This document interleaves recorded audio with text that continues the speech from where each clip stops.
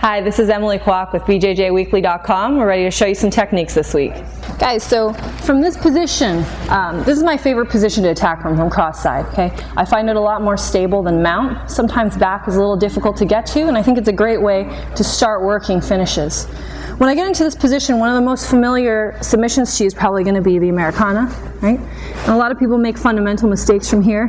They keep the hand off the mat, they lift the elbow too much, or they're cranking it like this. A little detail that I really like is when I come to bring my arm around, I want to make sure that I put a little pressure on my partner's head, okay? So just the inside of my elbow is going to push my partner's head towards my knee, make it a little uncomfortable for them. When I go to grab my partner's arm, I'm going to make a figure 4 lock. But as opposed to just leaving the figure 4 lock like this, I'm actually going to rev like a motorcycle here, and I'm going to turn my wrists in. Once I do this, I'm able to actually lock my partner's arm into a tighter position. It's easier for me to keep the back of their knuckles on the mat, okay? Once I come here, all I'm looking to do is bring their elbow to their hip, okay? All the while, I'm painting the mat with their knuckles, just like this, okay? Difference is, if I just slap on an Americana lock and I look to go, you're going to see that I can't submit my partner even though I'm down here, because a lot of this is loose. So I'm just slapping the wrist on and I'm down here, okay? The difference is when I come here, I tuck my partner's head in, I grip, and then I turn my grip. This already makes my partner's arm very uncomfortable. And then when I slide it down, it's very minimal by the time I actually get the submission. From this point, if this submission doesn't work for me, something I like to do is I'll come here and I'll push their arm down and step over, okay? From this position, I'm going to use this hip.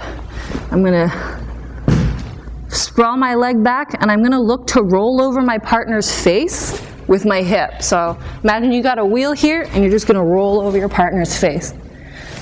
As this arm is isolated, I'm going to keep reaching for it.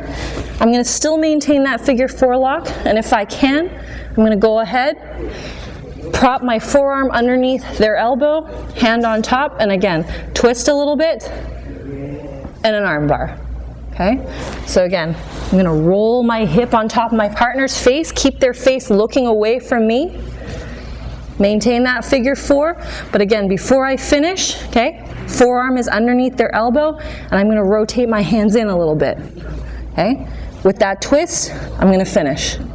If this doesn't work, and their arm comes up onto my shoulder, and they're trying to hold on, okay, I'm going to maintain this grip here with my arm. I'm going to tuck it in now.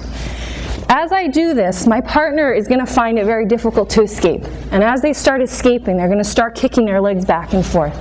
As their legs swing around, I'm going to grab the knee. I'm going to step over, okay? And then I'm going to twist up and finish. So I really like to come from here, okay? I'm going to try for the attack. It's not working. The arm lets go. They're going to start swinging their legs. I'm going to grab, step over, twist up, and go. I think once you guys start working with attacks, it's really important to work them in combinations. So there I'm starting out with something really simple. I'm not able to get it, so I move on to a second attack. That doesn't work, I move on to a third attack. I think if you're always looking at a few different options, you're always going to ensure a really positive outcome.